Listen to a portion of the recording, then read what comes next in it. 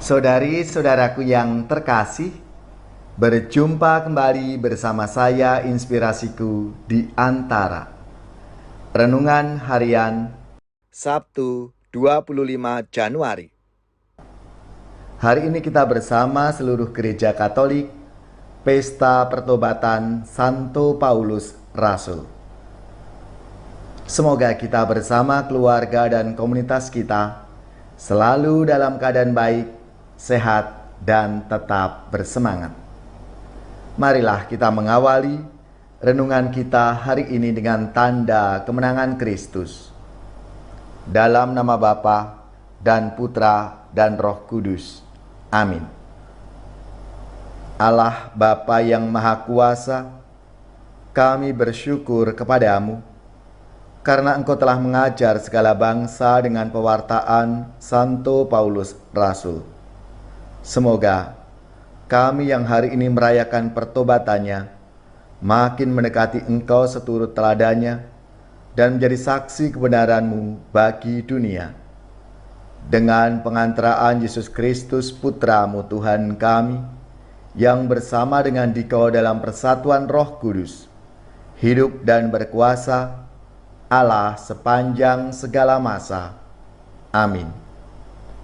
Dalam nama Bapa dan Putra dan Roh Kudus. Amin.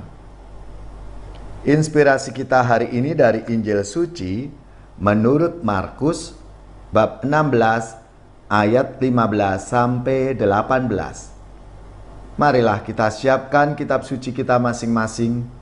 Kita akan membaca bersama-sama lalu merenungkannya. Sekali peristiwa Yesus bangkit dari antara orang mati, menampakkan diri kepada ke-11 murid dan berkata kepada mereka, "Pergilah ke seluruh dunia, beritakanlah Injil kepada segala makhluk. Siapa yang percaya dan dibaptis akan diselamatkan, tetapi siapa yang tidak percaya akan dihukum. Tanda-tanda ini akan menyertai orang-orang yang percaya. Mereka akan mengusir setan-setan demi namaku. Mereka akan berbicara dalam bahasa-bahasa yang baru bagi mereka. Mereka akan memegang ular, dan sekalipun minum racun, mereka tidak akan mendapat celaka. Mereka akan meletakkan tangannya atas orang sakit, dan orang itu akan sembuh." Demikianlah sabda Tuhan. Terpujilah Kristus.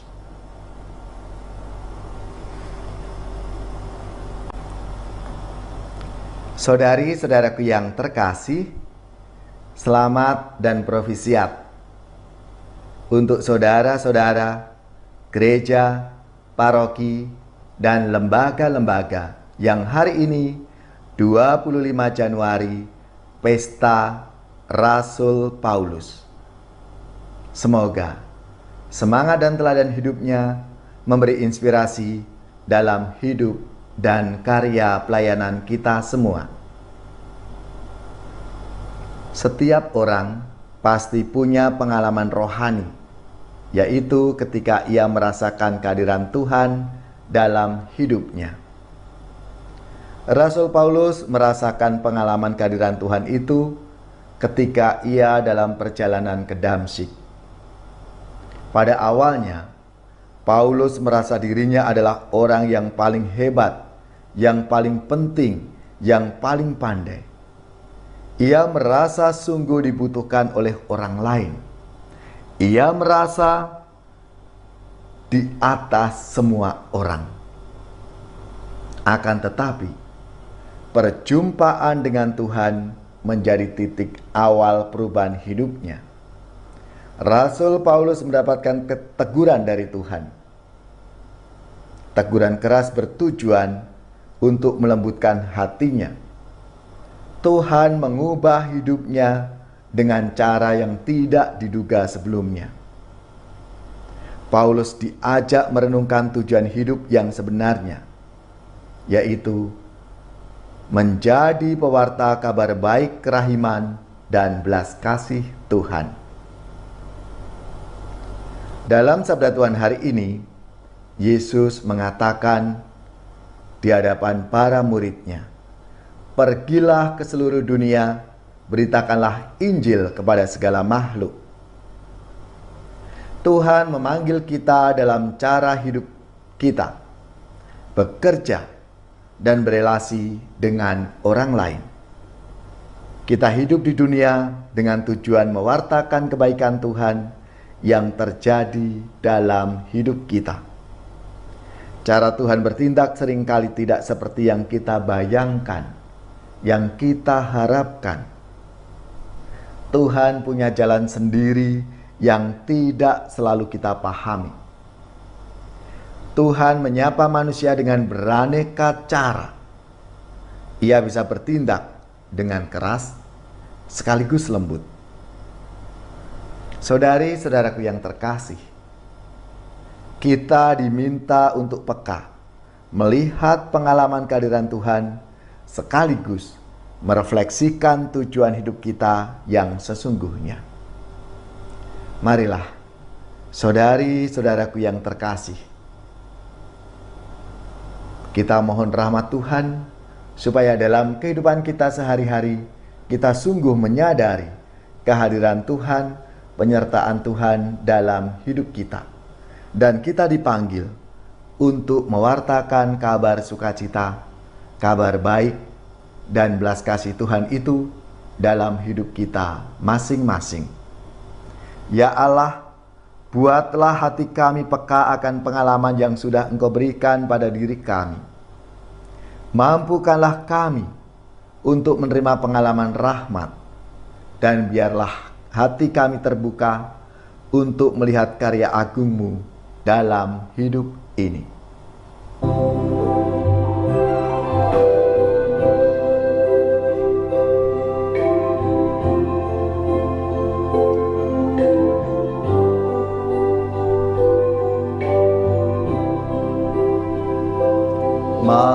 Manambo Gusti, mugi tinar buka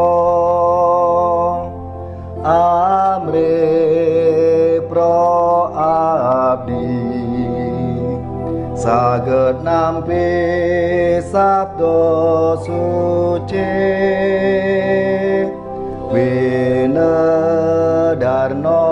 Gusti, dawuh timbalante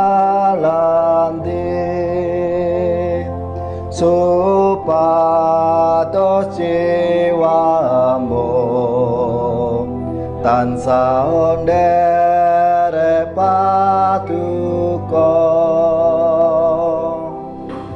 Paringa daya lumantar sang sabda, supados pro abdi anglampahi dawuh suci. Saudari-saudaraku yang terkasih, marilah kita mengakhiri renungan kita hari ini dengan mohon berkat Tuhan, dan kita akan menerima tugas perutusan. Marilah kita siapkan hati kita untuk menerima berkat-Nya.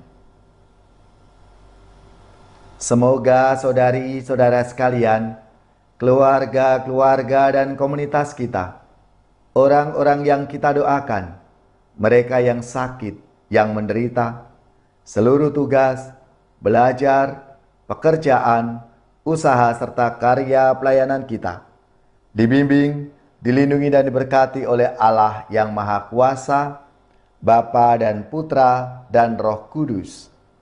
Amin.